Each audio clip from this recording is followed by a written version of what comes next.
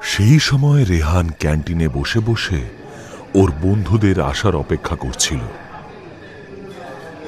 ওর সামনের টেবিলে একটা খবরের কাগজ রাখা ছিল, যেটা পড়তে পড়তে ও বারবার খালি দরজার দিকে তাকাচ্ছিল। কিছুক্ষণ পরে ওর অপেক্ষার অবসান হলো, কারণ ওর বাকি বন্ধুরা নিতিন, রিধিমা, আরিয়ান আর শ্বেতা ক্যান্টিনে এসে হাজির হলো। সবাই ওর সাথে এসে দেখা করে বসে জমিয়ে গল্প জুড়ে দিল। ভাই, তোরা আজকে নিউজ পেপারটা দেখেছিস? হেভি ইন্টারেস্টিং খবর ছাপিয়েছে কিন্তু। আচ্ছা, কি লেখা আছে ওতে? আর ওই যে সীতাপুরের হাইওয়ে আছে না, যেখান দিয়ে আমরা সবাই প্রত্যেকবার আউট হাউসে যাই, সেই ব্যাপারেই এখানে লিখেছে। সীতাপুর হাইওয়ে থেকে 5 কিলোমিটার ভেতরে গেলে ডান হাতে নাকি একটা কাঁচা শর্টকাট রাস্তা আছে। ওখানকার গভীর জঙ্গলে কোথাও একটা পুরনো ত্রিশূল পাওয়া গেছে। এই দেখ। এই বলে রেহান নিউজ পেপারে ছাপানো ত্রিশূলের ছবিটা সবাইকে দেখালো। তারপর নিচের খবরটা পড়তে শুরু করলো। শোনা যাচ্ছে এই ত্রিশূলটা নাকি বহু বছর ধরে এইভাবে মাটিতেই পোতা হয়ে আছে। আর পাশের গ্রামের লোকজন বলছে ডাকিনী নামে নাকি কোনো প্রেতাত্মা জঙ্গলে ঘুরে বেড়ায়, আর ওর জন্যই নাকি ত্রিশূলটা ওখানে রাখা হয়েছে।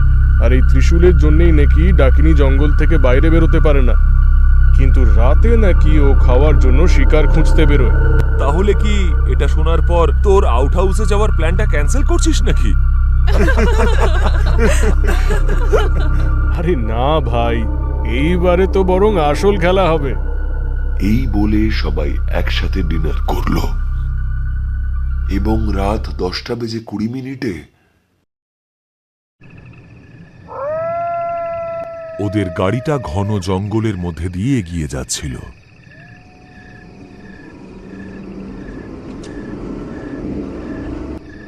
নিতিন ড্রাইভ করছিল আর ওর পাশের সিটে রেহান বসেছিল। আরিয়ান, শ্বেতা আর রিধিমা পেছনের সিটে ছিল। আরে নিতিন, একটু গাড়িটা তাড়াতাড়ি চালাবি।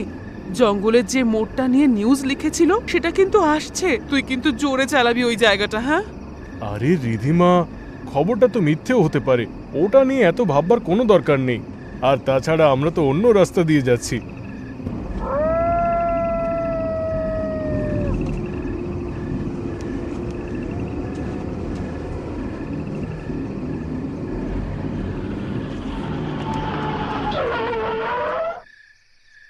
কিছুক্ষণ পরে ওরা দেখল রাস্তার সামনে একটা বড় গাছ পড়ে আছে।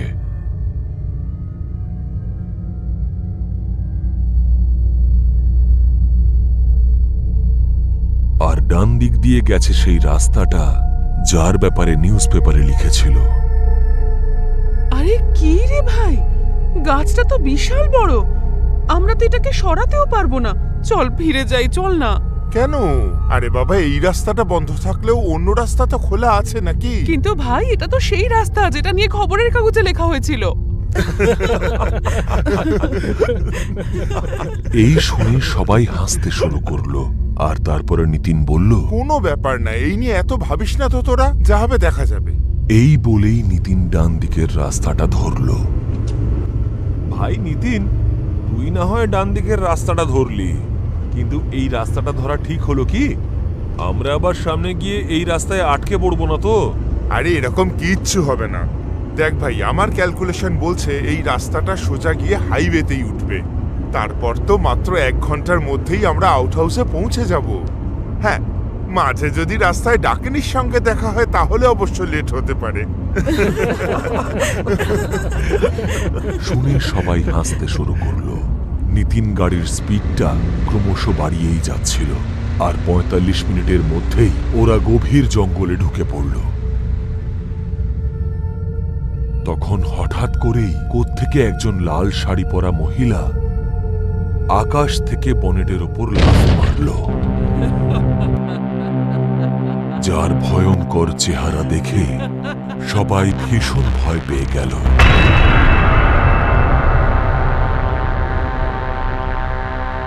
সবাই ভয় পেয়ে চিৎকার করে উঠল। সে গাড়ির বনেটের ওপর হাত পা ছড়িয়ে বসেছিল, চোখটা তার জল জল করছিল। তার লম্বা লম্বা কালো চুলগুলো হাওয়ায় উড়ছিল।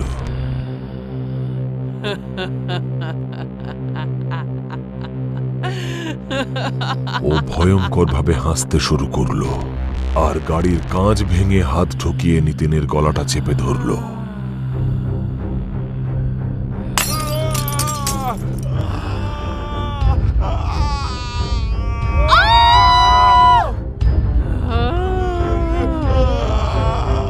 নিতিন স্টিয়ারিংটা ঠিক রাখার চেষ্টা করছিল, কিন্তু গাড়িটা গিয়ে একটা গাছে ধাক্কা খায়।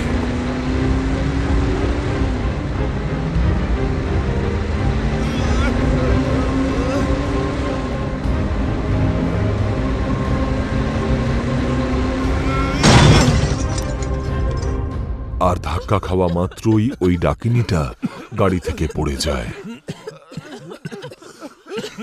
আর গাড়ির বনেট থেকে ধোঁয়া বেরোতে শুরু করে। তাড়াতাড়ি গাড়ি থেকে নাম, গাড়ি ব্লাস্ট করতে পারে। শুনে সবাই ভয় পেয়ে গাড়ি থেকে নেমে দাঁড়ালো। ওই ভয়ঙ্কর দেখতে মহিলা কে ছিল আর হঠাৎ করে উধাও হয়ে গেল কোথায়? তার মানে হলো খবরটা সত্যি ছিল। আমার তো মনে হচ্ছে এই সেই ডাকিনি যার ব্যাপারে খবর ছাপা হয়েছিল। আমাদের প্রথম থেকে এই রাস্তাটা ধরাই উচিত হয়নি। আমরা আটকে গেলাম তো, তার উপরে গাড়িটাও খারাপ হয়ে গেছে। আমরা এখান থেকে বেরোবো কি করে? সাহস হারাস না শ্বেতা, আমরা ঠিক এখান থেকে বেরোতে পারবো, কিন্তু আমাদের সবাইকে একসাথে থাকতে হবে।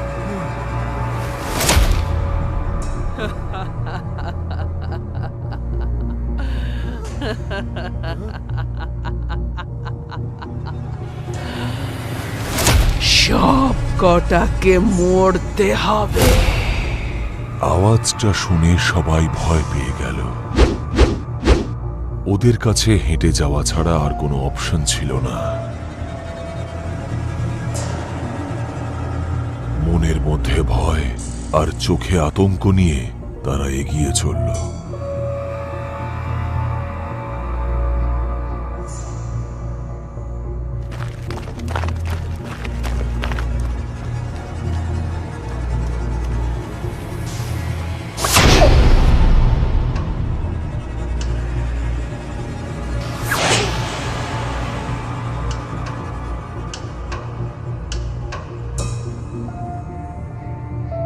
ডাকিনী ওদের উপর কড়া নজর রাখছিল আর এক গাছ থেকে অন্য গাছে গিয়ে ওদের পিছু করতে লাগলো।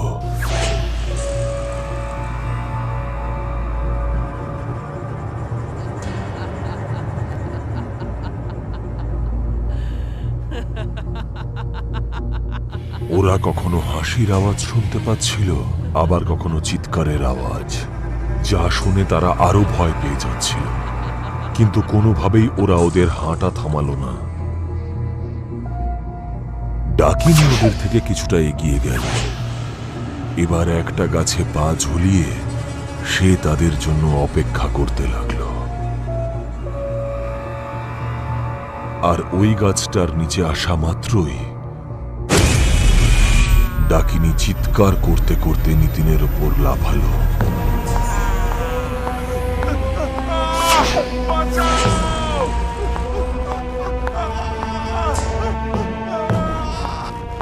নিতিন চিৎকার করে উঠল আর বাকিরাও ডাকিনীকে দেখে ভীষণ ভয় পেয়ে গেল। ডাকিনী নিতিনের ঘাড়ে চেপে বসেছিল আর ওদের দিকে তাকিয়ে ভয়ঙ্করভাবে হাসতে শুরু করলো।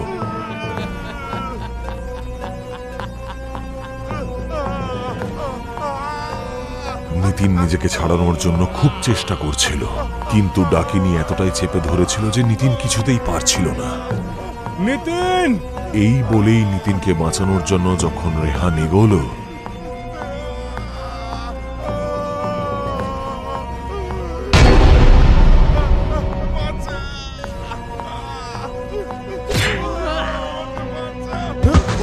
রেহান ডাকিনীর থাপ্পড় খেয়ে অনেক দূরে গিয়ে পড়ল আর ডাকিনী পেছন থেকে নিতিনের গলাটা চেপে ধরল। গলা চেপে ধরে দুবার ঝাঁকাতেই নিতিনের মাথাটা শরীর থেকে আলাদা হয়ে গেল। এই দৃশ্য দেখে সবাই ভয়ে চিৎকার করে উঠল। আর ডাকিনী ওদেরকে দেখে আবার হাসতে শুরু করলো।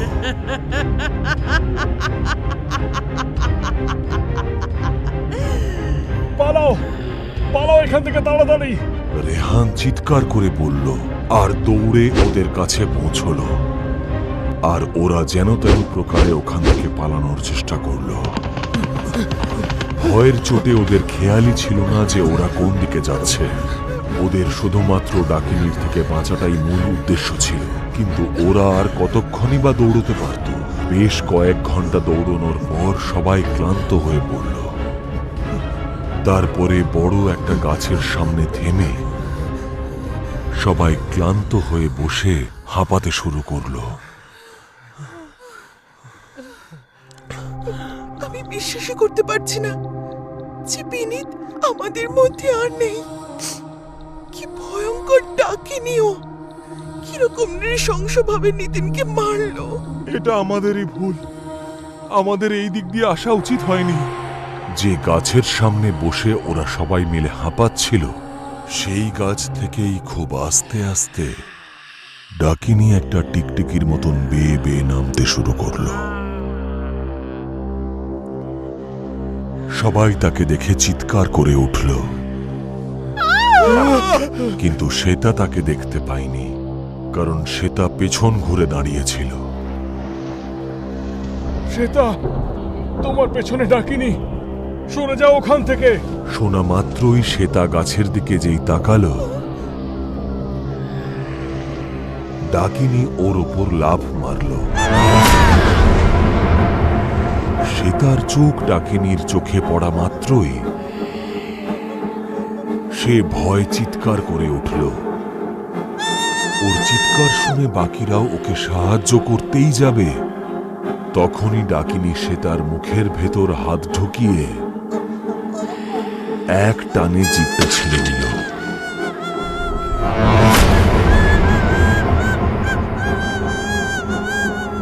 এই ভয়ঙ্কর দৃশ্য দেখে সবার হাত পা ঠান্ডা হয়ে গেল আর ভয় কাঁপতে শুরু করল। তারা সবাই একে অপরকে সামলাচ্ছিল।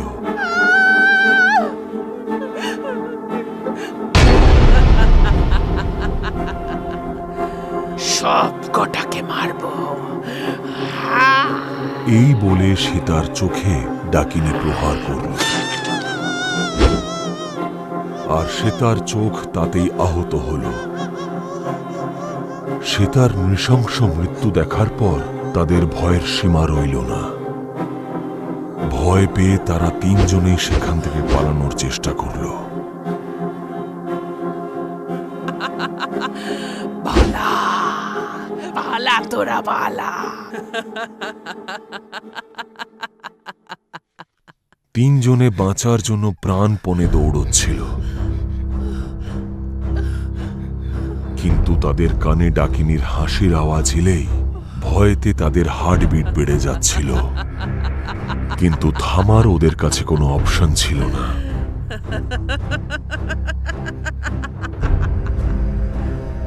ওদের ফাস্ট হার্টবিট এবং ওদের এই ভয় ওদের কিছুতেই থামতে দিচ্ছিল না।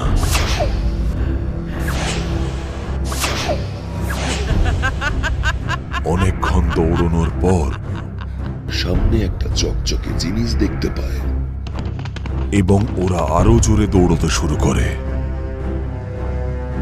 কিছুটা এগোতেই ওরা বুঝতে পারল যে এটা সেই ত্রিশূল যার খবর নিউজ পেপারে ছেপেছিল। ছুটতে ছুটতে তারা প্রচন্ড হাঁপিয়ে পড়েছিল, আর ত্রিশূলটা দেখা মাত্রই ওরা বুঝতে পারল যে এটাই তাদের রক্ষা করতে পারবে।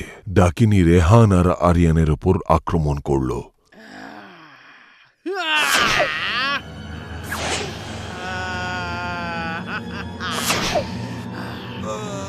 রিধিমা জানত যে ও একা কোনোভাবেই ওদেরকে বাঁচাতে পারবে না, সেই জন্য ত্রিশূলের কাছে গিয়ে রিধিমা ওটাকে বার করার চেষ্টা করল।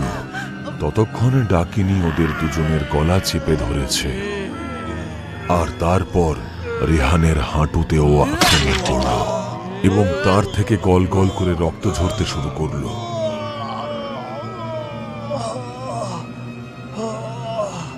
ও রেহানকে আহত করে জোরে একটা ধাক্কা মারল। তারপর আরিয়ানের পেটের মধ্যে ধারালো নখ দিয়ে আঘাত করল।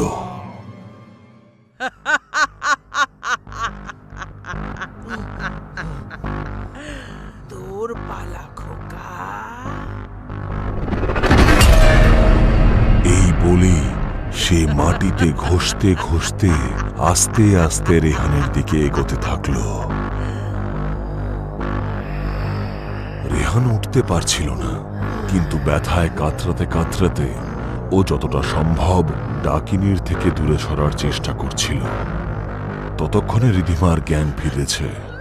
ও তখনও ত্রিশূলটাকে মাটি থেকে বের করার চেষ্টা করছিল, কিন্তু ত্রিশূলটা এমনভাবে গাঁথা ছিল যে ওটা মাটি থেকে তুলে আনতে খুব কষ্ট হচ্ছিল।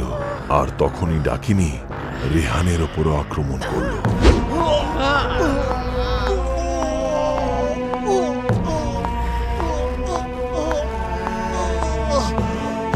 ও রেহানের গলাটা চেপে ধরল আর ওর লম্বা জিভটাকে ওর মুখের সামনে নাড়াতে লাগলো। ও জানতো যে রেহান অলরেডি ওর হাতে ধরা পড়ে গেছে, সেই জন্য ও রেহানের সঙ্গে একটু খেলা করছিল। হে ভগবান, এটা বের করতে আমাকে একটু সাহায্য করো। এই বলেই রিধিমা গায়ের জোরে ত্রিশূলটাকে তোলার চেষ্টা করল।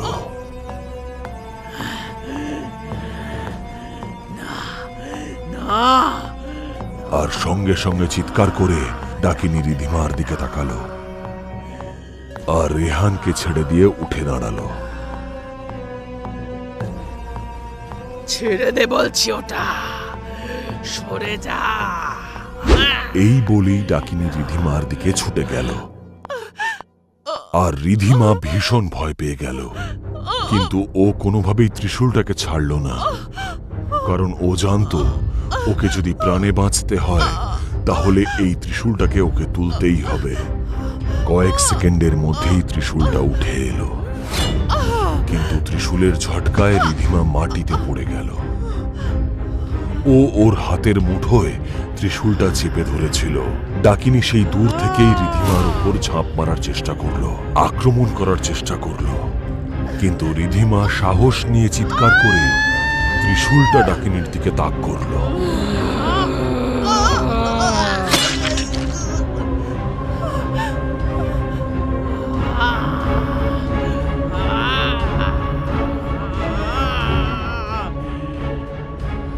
রিধিমার কাছে পৌঁছানোর আগেই ত্রিশূলটা ওর পেটে ঢুকে গেল আর সে ত্রিশূলে আটকে রয়ে গেল।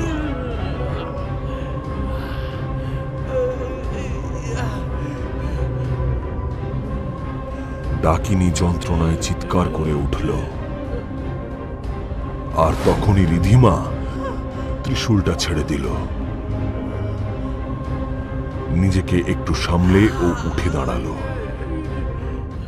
আর ত্রিশূলটাকে বের করার চেষ্টা করতে লাগলো, কিন্তু ত্রিশূলটাকে ছোঁয়া মাত্রই ডাকিনী আগুনে পড়তে শুরু করলো।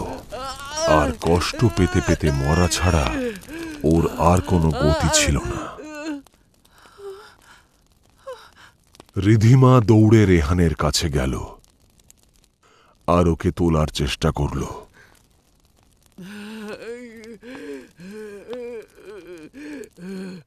তারপর ওরা যখন ডাকিনীর দিকে তাকালো তখন দেখলো যে ডাকিনী শেষ পর্যায়ে রয়েছে।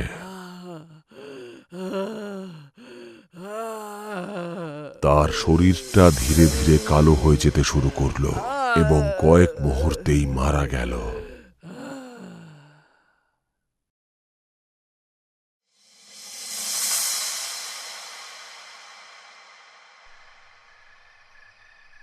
আর শরীরের কঙ্কালটা শুধু মাটিতে পড়ে রইল। তখনও ওই ত্রিশূলটা ওর পেটের হাড়ের কাছে গেঁথে বসেছিল।